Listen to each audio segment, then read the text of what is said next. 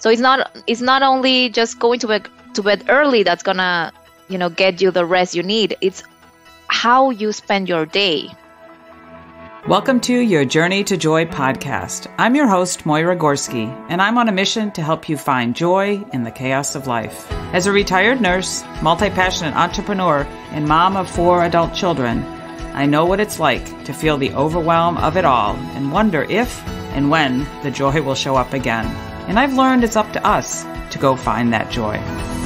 On this show, you will hear inspiring stories from those who have overcome all kinds of life challenges, tips on how to stay healthy and vibrant during the ups and downs of life, and simple ways on finding joy in your own life. Let's face it, life is messy, yet when we travel together on this journey, support and encourage each other along the way, that joy starts to show up again. I'm so excited to lead you on this journey of you to find the joyful life that you deserve.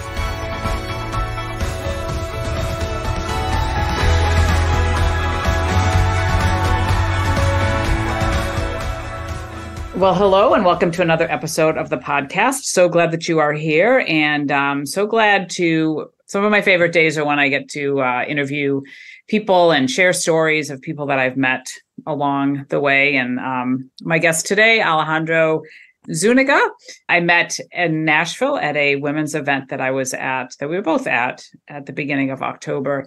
And she mentioned sleep and babies and coaching and things like that. So I wanted to hear more about that. And so we're going to share more about that today, because certainly as I focus on joy on this podcast, if people aren't sleeping, especially those parents and the moms, there's not a whole lot of joy in the house. So Alejandra, Allie is a sleep coach, and as she calls a certified gentle sleep coach. And as I spoke with her, and we'll discover here, I thought that she was, coaching the babies, but really she starts with the parents. And so I think it's a little bit different approach, but I think it's a great one. So just welcome to the podcast. I'm so honored that you're here today. Thank you, Moira. And thanks everyone who's listening out there. As you mentioned, I am a gentle sleep coach. And what that means is that we work together. I work together with the parents, with the baby in mind, their development, if they are developmentally ready, what age they have, their strengths. We talk about their values. We talk about a lot of things, and not only sleep. So the gentle approach involves, being respectful and very gradual with the baby. And this approach is baby-led. We get to know the baby, and the ones that knows their baby the best are the parents. So that's why we discuss this in depth.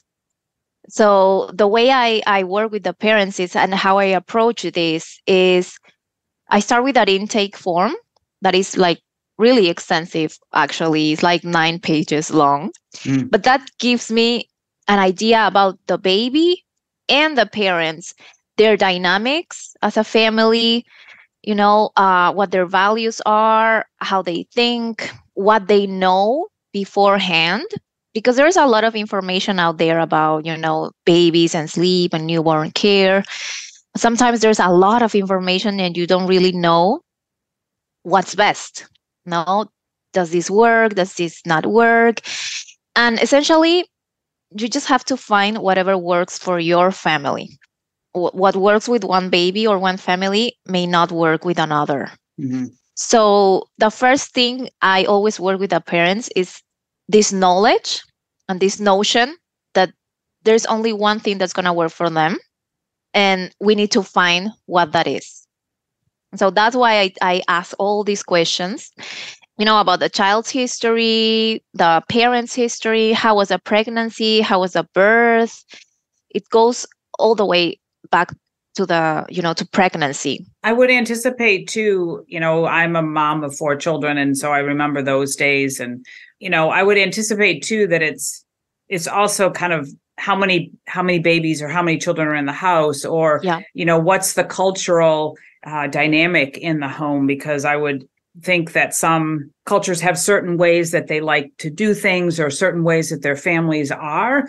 And I also know that, it's not just, when the baby is born, but it's how that mother's carried that baby, what she was going through, what was going on in the house, her nutrition, those type of things, that all impacts how that baby came into the world and then is, I guess, responding to living in the world. So I love that you look at all of those facets.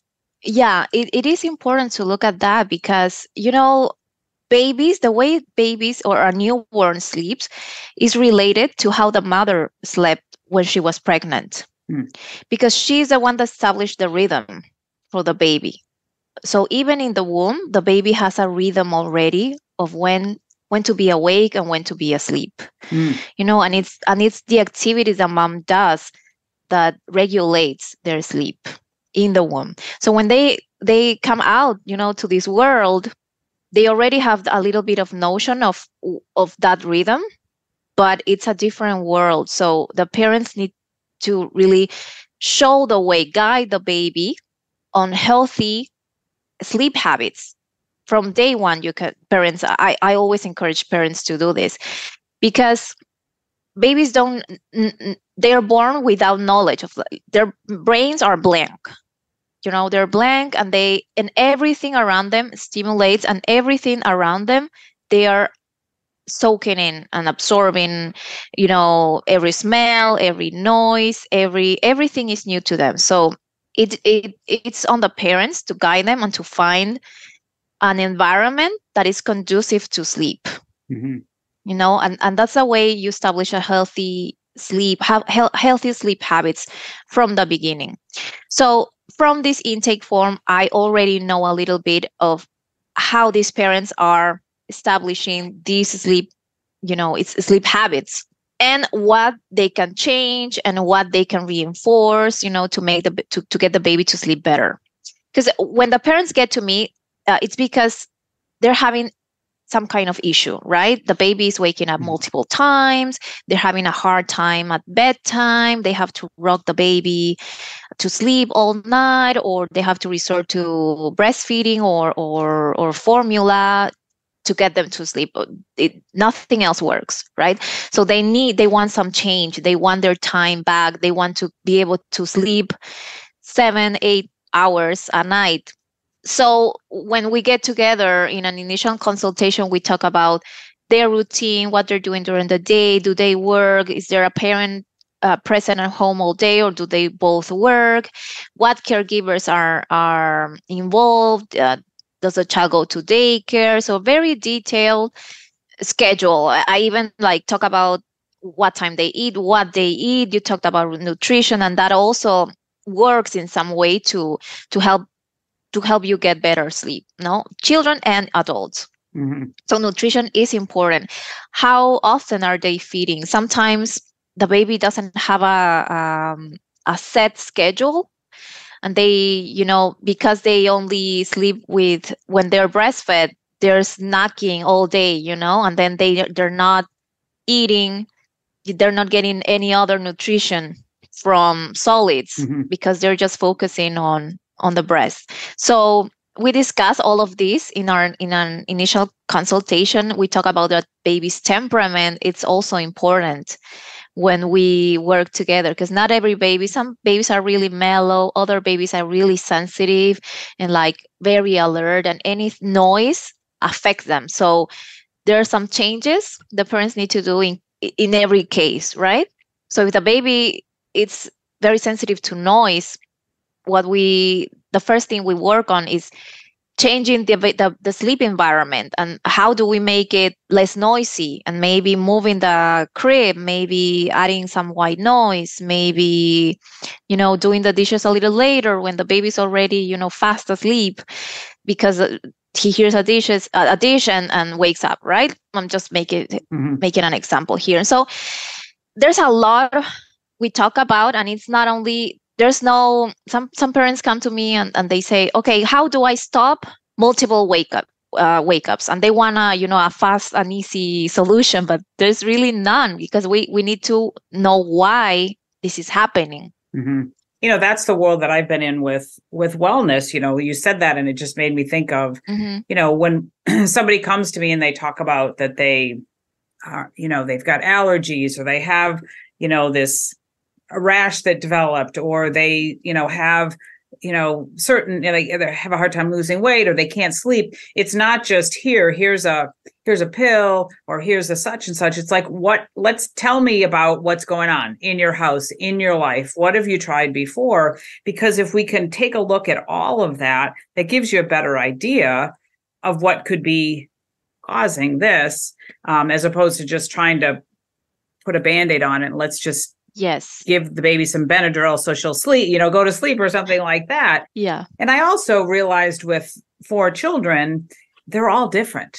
They are all different. Mm-hmm. And even with sleep, I chuckle when I think about, the first one, it's always like we had to make sure he was completely asleep, and he wouldn't, if we tried to leave the room, he'd just, pop up and pull out another book and things like that.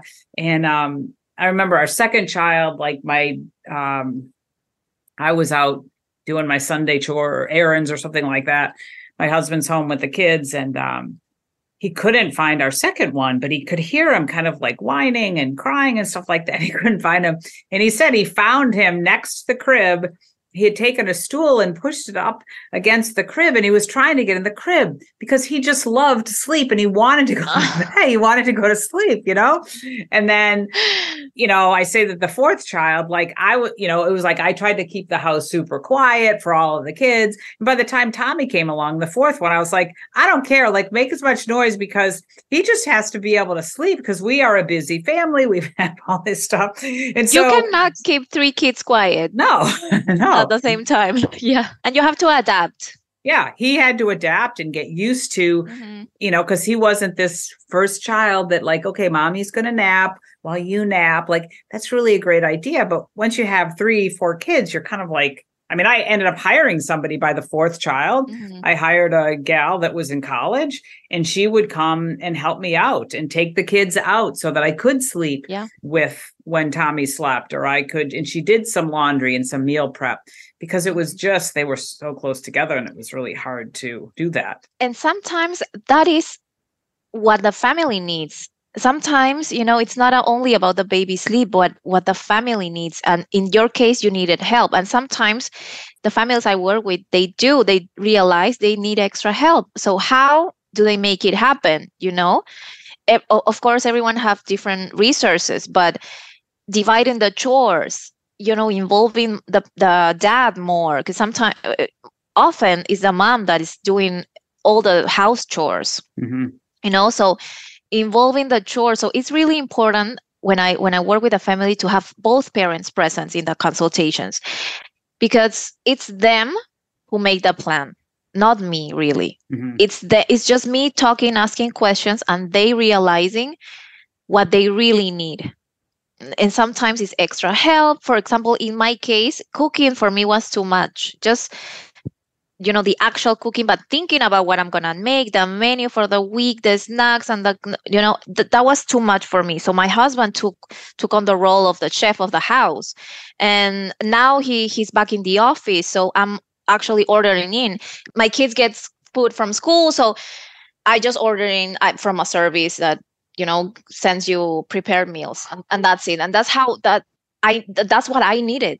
And really it made all the difference. And, I think that a really important thing to say at this point, when you talk about we got help, or I had a girl help, is that it's just, there's nothing wrong with asking for help, for so long. I was raised by a mother who was very strong, stoic. She kind of did it all. And she showed us that that's what we do as women. We do it all. Yeah. And I realized through my journey of life that it's okay to ask for help. It doesn't mean that we're not capable of awesome, great things. Yeah. But that at that particular time in your life, or in my life, I need a little help. I need a little bit of support. And so having that anticipatory period before your baby's born, or before I'm having surgery next month. And so having that planning time to say, you know what, it's going to be tough to cook. I'm usually the cook. So what are we going to do? We're going to prep some meals. Maybe we're going to order some meals in. Maybe we start a meal train. People are waiting to like, well, tell me when I can come and cook for you. I'm like, okay, really? And my husband tends to be somebody that's like, oh, forget it. We'll just do it. And I'm like, no, it's okay. It's okay to allow people to help you because again, it doesn't mean that we're not capable. And that's, I think, sometimes within women, where we do, even if we have a business and we're working, that tends to be a traditional role that the women just does all of that. Yeah, because it used to be that way. It used to be that way, really. Like my mom she's one of 7 kids. And so my grandfather, he was a teacher and he went to work and my grandma stayed home. And I always think to myself, like, how did she do it? Like my grandma with 7 kids.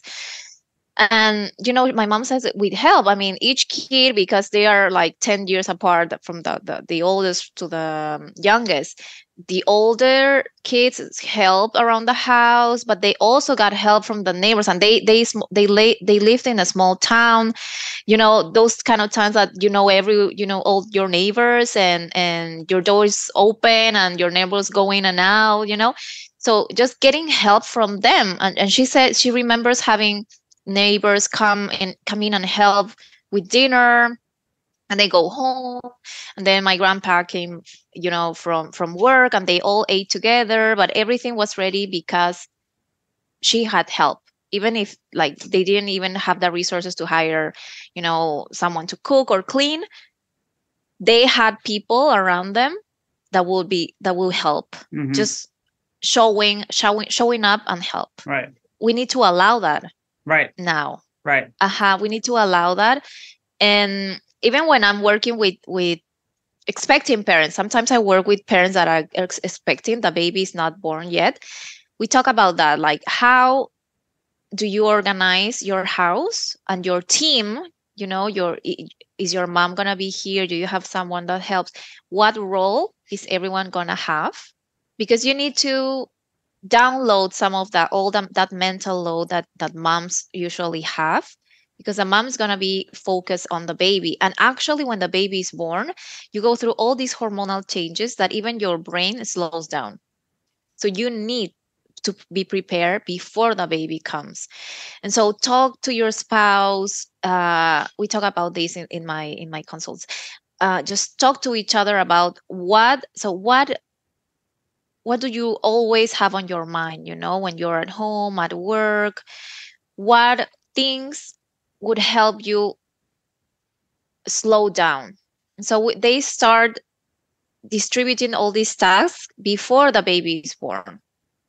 So when the baby is born, they're ready. Really, what they need when the baby comes is, mom focusing on the baby, but someone focusing on the mom. The mom, is she eating right? Is she breastfeeding? Does she need snacks? Does she need water next to her? And sometimes just being next to mom is enough. Sometimes just being there helps mom relax and rest. And I remember when my first baby was born, I was like, my husband was like, oh, forget about it.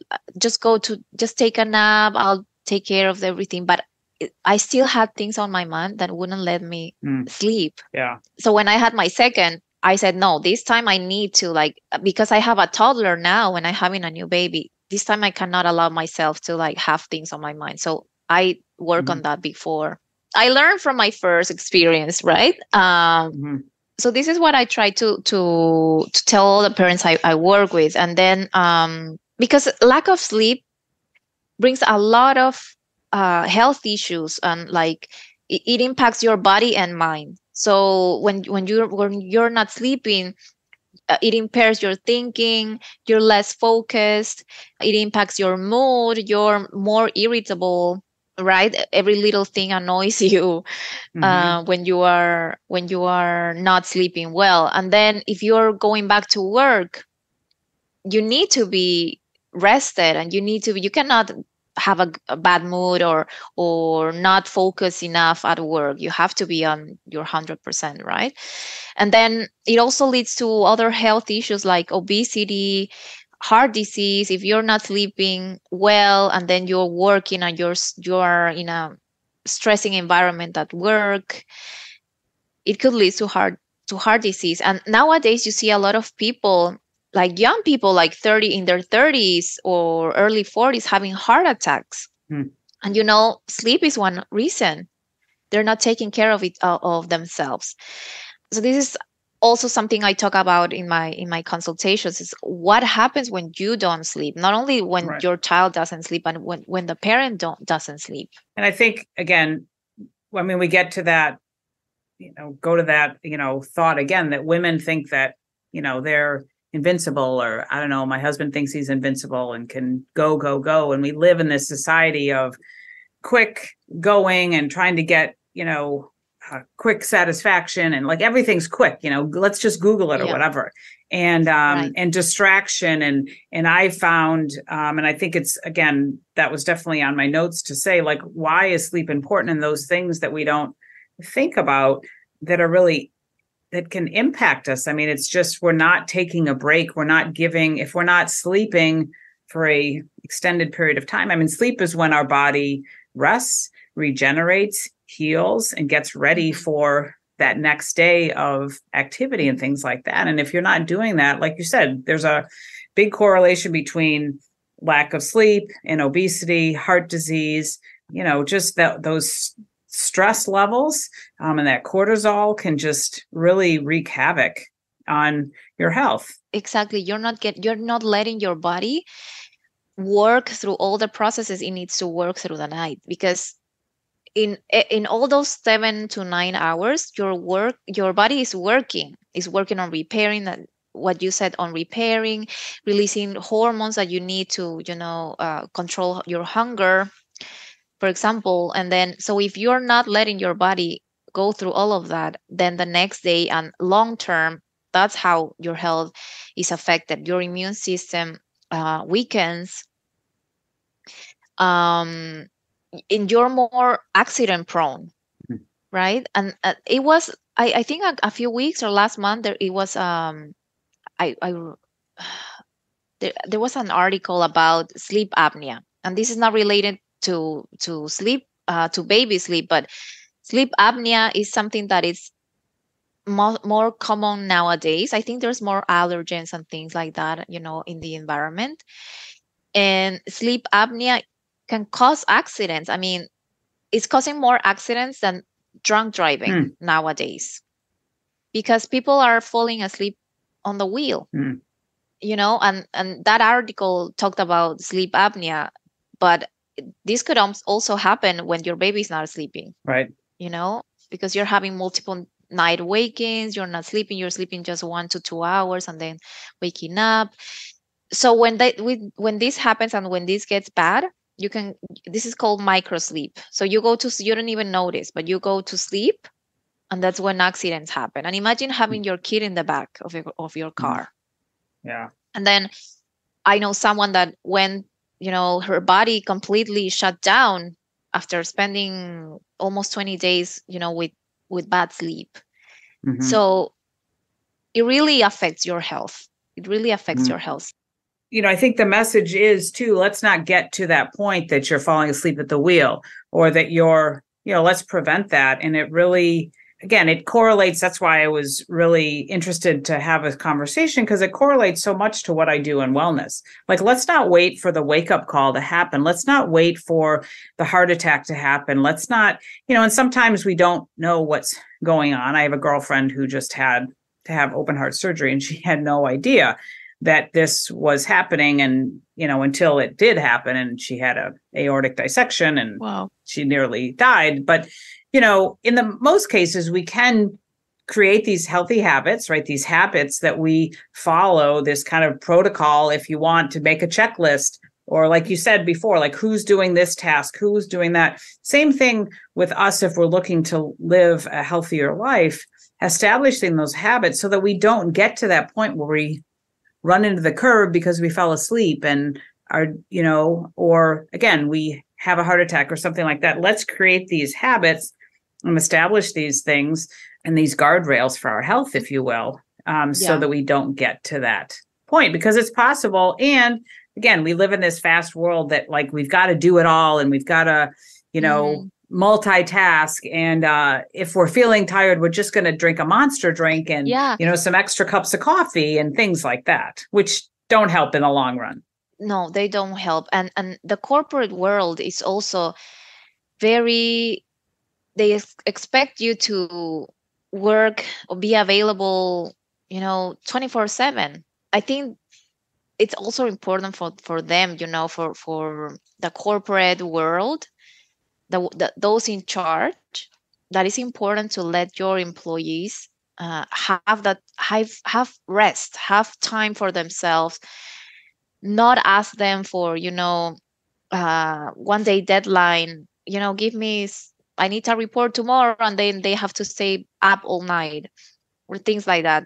And especially with young kids, intern level, associate, they ask so much of them, and they feel that they have to show, that they're capable, which is good, but there should be a balance. Mm-hmm. There should be a balance. And I think it also starts there, when you are in charge of a family, when you are in charge of employees, when you are a leader, you also need to make sure that your people are getting everything they need. Mm-hmm.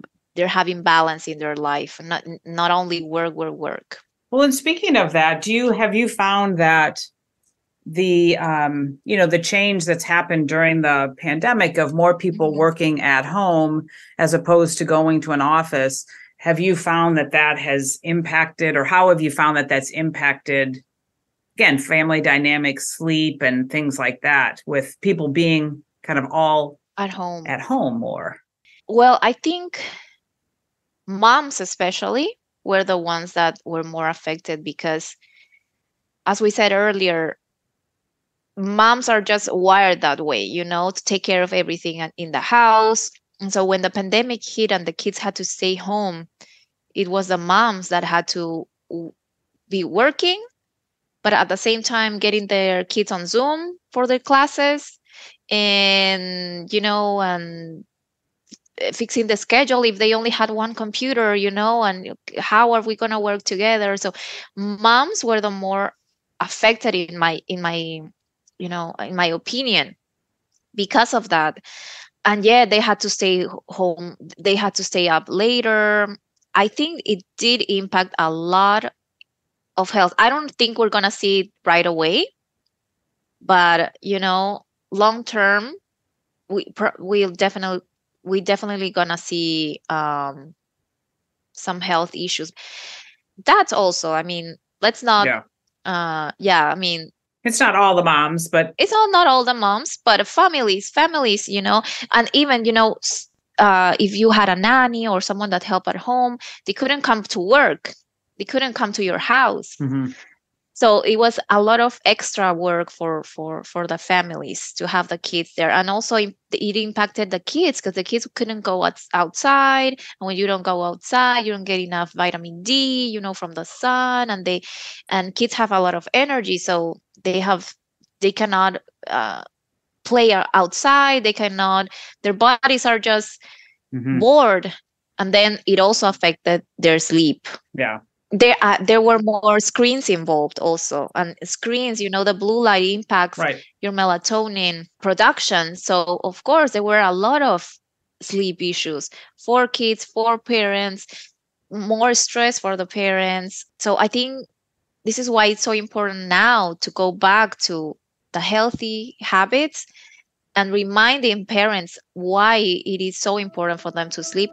Brought to you by Gorski Wellness and the possibility of a better you. Are you feeling sluggish?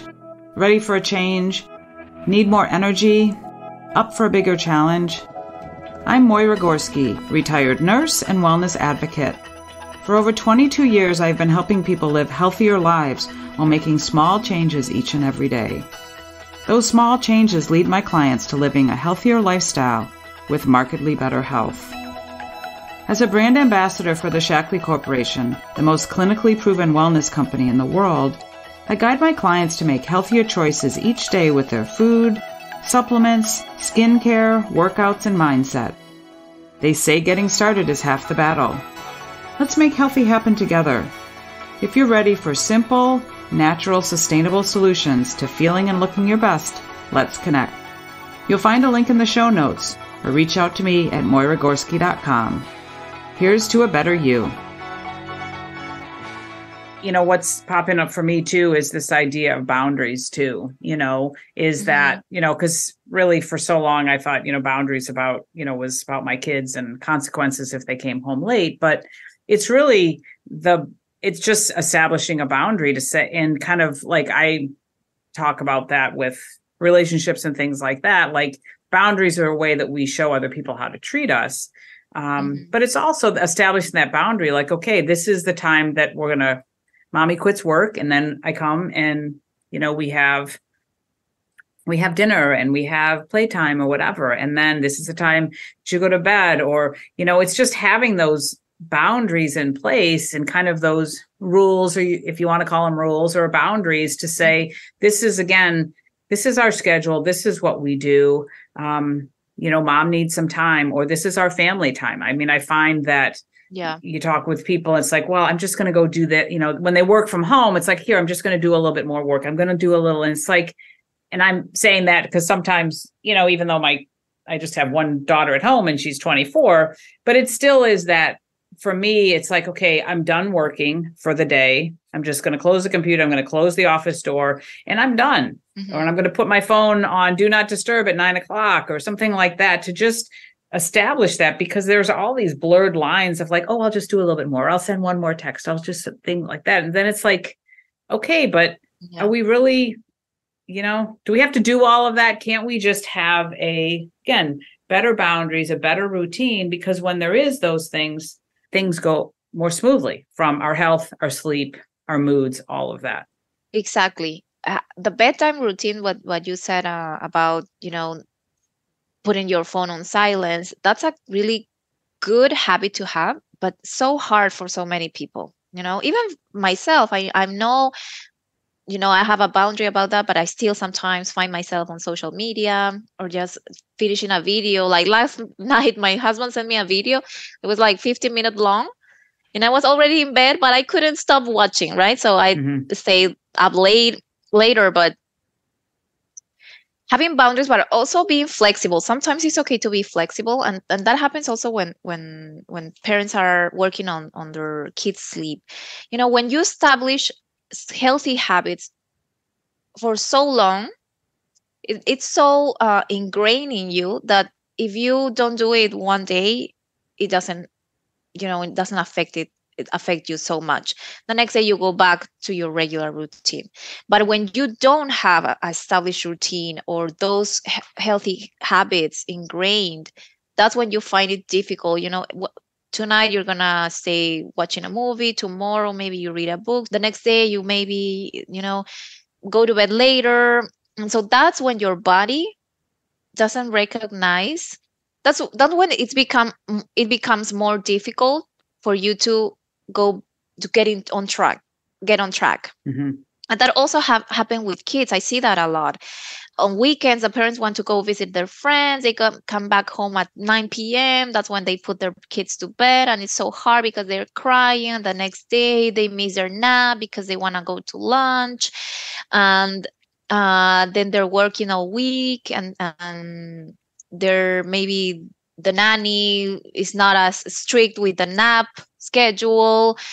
So when you want to work on that, it takes time. Sometimes I work with families for 2-3 weeks. With others, I've been working for 6 months because they have all these issues that they have to work on, that we have to to choose one to work at a time, right? So we work on stages, and one stage can be a month, another change can be a week, but another can be another month. So you're already working with them for like 2 months or 3 months. And then when the baby is ready to learn to sleep independently, it's easier for them, but you also have to reinforce that new habit, So you have to work for another month just to make sure that they're doing that they're repeating everything, being consistent. And establishing a new habit can take time. Some people say, establishing a new habit, it takes only 21 days. Have you heard that? I've heard that. Yeah. But it really, it takes more time. It can take like 90 days. You have to keep doing it for the baby to really learn. Well, like you said, there's lots of things in play. If it was just one thing that you're changing, perhaps it could be the 21 days, but there's lots of those other, things. And I mean, you said a couple of things, like it's nice to have the flexibility, but it's also nice to keep that. I mean, I realized in the pandemic, I mean, there was so much more screen time. I mean, I'm used to working from home and through the computer, but I also would go out and I meet with clients and do meetings out, but it's front of the screen so much. And between that, and I think the stress of the whole pandemic and the unknown, my sleep was really impacted, and it's taken me quite some time. It took me quite some time, and to just, again, figure that out and figure out what that rhythm is. But also for me, like going upstairs earlier and saying, okay, I'm going to start, because I'm an early riser and I love to get up and have my morning routine when it's dark and then go off to work out and things like that. I don't want to skimp on that. But if I don't go upstairs, and so it's been a few things of having the tea before upstairs, but make sure I go upstairs, but turn off the phone. And then what do I do upstairs? And I read, and the essential oils and all that kind of stuff. It's not just one thing that we're changing. It takes, like you said, that consistency, and it takes just practice and habits and, habit forming and things like that. Yeah, it takes time. And like, for example, a few weeks ago, my husband went to bed like 9 p.m., which is weird for him. He usually is like a night owl. But he was tired, so he went to sleep at 9 and woke up the next day around 6. And he said, I still feel tired. Like I feel like I needed more time to sleep. But why did this happen? Because I went to bed at 9, right? And I said, okay, that's great, but what happened during the day? When was your last coffee? When did you stop working? When did you turn off your computer? What time did you wake up the previous day? Because all of these small things impact your sleep the next night. So it's not only just going to bed early that's gonna get you the rest you need. It's how you spend your day. So if you drank a coffee at 5 p.m., you're still gonna have that caffeine in your system. Your body is not used to going to bed that early, so your melatonin is not gonna be the same as if your body is used to going to bed at 11. So your body is gonna start producing melatonin around like 10:30, right? Because you're usually going to bed at 11. So when you go to bed at 9, your body doesn't know that you're going to bed at 9. So it didn't produce enough melatonin for you at that time. And I've heard that that's called like a melatonin window. Yes. Right. And that's when we should go to bed. That's when you're gonna go to bed the easiest. And that's what happened with babies. If they don't have established routine, you cannot start sleep training your baby tomorrow, because tomorrow I'm gonna start my new bedtime at 8, but their body is not ready yet because you haven't been giving it the signals that 8 is gonna be your new bedtime. So that's why you have to work before, and sometimes we work for a longer time, because you do all these changes and you get your body adjusted before you start working on your sleep. Once your body knows, okay, this is my new routine, okay, great, now I know when to go through every process. So I know when to produce melatonin, I know when to release a hunger hormone, I know when to release the growth hormone, when we're talking about children. because when they don't have this regular schedule, their body doesn't know what it's supposed to do. Mm-hmm. Body doesn't know what it's supposed to do at a certain time of the day. So it's really important to work not only on the nights but on the days too. What's your routine? And that includes food, naps, outside activities, exercise, a lot of things. With kids, there's a lot of things. Mm-hmm. Sometimes some kids go to school, sometimes are at home. So what they're gonna do to help their body sleep better at night, what they're gonna do during the day to help their body sleep better at night. Mm-hmm. Yeah. And I think that's, again, it's something great to look at and to think about, that our bodies are these beautiful machines, if you will. Mm-hmm. And they will do certain things if they, again, know what to do, and we get ourselves established into those habits. And Mm-hmm. I think it's a great way to kind of finish this up, to, again, say, it's important. Again, I see that in my work that I do, but it's when you have a chance to bring a child into the world, you have a chance as a parent Mm-hmm. to really start to establish those really good habits, Mm-hmm. right at the beginning of their life. While you're doing that for your child, I mean, you're really doing it for yourself. And when you establish these habits from the beginning, these are going to be lifelong habits. They're going to be, in there Mm-hmm. all the way through adulthood. And that's what you want. You want a healthy child, You want your child to be healthy all their life. Right. And we have a chance to help them with that right then, but and be that example for Mm-hmm. them. Because again, that's what we think about, like when our kids are older and they're in high school and things like that. And, you put these boundaries down more tightly on them and establish. And, I've heard it many times that, the kids are misbehaving because they don't, or they're misbehaving. And why are they misbehaving? Well, sometimes it's like, so they act out either, sometimes in a bad way, just because, but they're trying to get some attention, or they're trying to figure out, Mm-hmm. like, what am I supposed to do? And it's kind of that, it makes me think of, like, with the babies, they're just trying to figure out, like you said, they come out with a blank slate, like, what am I supposed to do? Mm-hmm. And so we have, as parents, be it little babies and even these, little teenagers, like, we have that ability to show them, like, to put some bumpers around them, to put some boundaries, to put some guardrails up, to say, hey, this is a good way. Yeah, you're going to all be a little bit different. Explore, but these are the limits. Yeah. These are the limits. And it's really important to establish that. So again, I think it's wonderful and fascinating work that you do. And I'm grateful for that, because there's so many people that, and again, I know as a mom of 4 kids and going through those times, it's tough. It's tough times, and you're exhausted, and you're just, Mm-hmm. There was one time I called my husband because all the kids were screaming. I don't know how many kids I had then, but they were all screaming, probably 3, because I remember it was at the other house. And by the time he got home, they were fine. Right. But in the meantime, I was like, oh my gosh, they're all crying. I don't know what to do, but it's an interesting world, and it's a beautiful one. I love being a mom and the honor of raising the kids. And as we discussed, each child is different. Mm-hmm.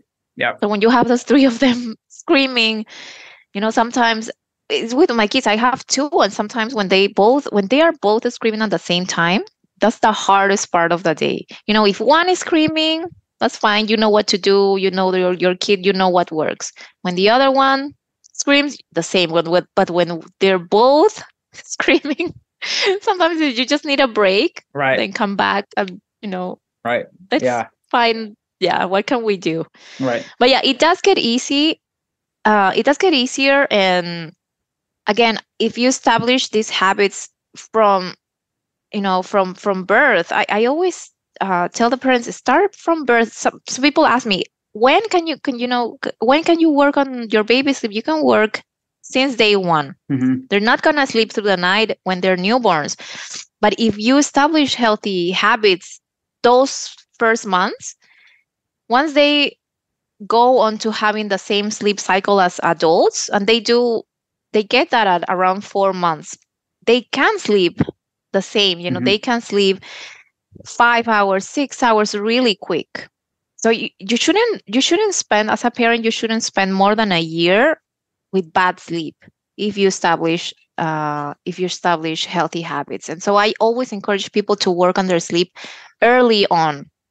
You know, if they don't want to work when they're newborns, you 4, 5 months, 6 months are great to establish a healthy foundation so they can sleep through the night without props, without needing you to rock them every night, without needing to breastfeed or anything. I've heard from like having, touching their parents' hair, twirling the mom's hair. We work on that one once. And so there's always something to do. Just ask for help. Just ask, reach out. I have a lot of free resources, but always open to work together. I love working with parents, help them throughout their plan. Sometimes it's better not only to work, to establish a plan with me, but also work together, because sometimes things happen. One thing doesn't work. So what can you do next? How can you change that? And so we work together on, adjusting the plan and just getting to where you want to be, where you want to be. Yeah. So tell our audience where they can find you and some of those free resources. Yeah, my free resources are, everything is on my website. It's easynightsgsc.com, or on Instagram. Also, I have my free resources there at easy.nights, or on LinkedIn with my name, Alejandra Zuniga. Moyra can type that later in. Yeah. I'll put that all in the show notes. Yeah. That's good.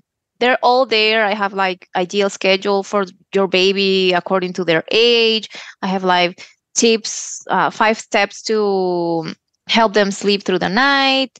Everything without crying. My approach is gentle, gradual, respectful, and baby-led.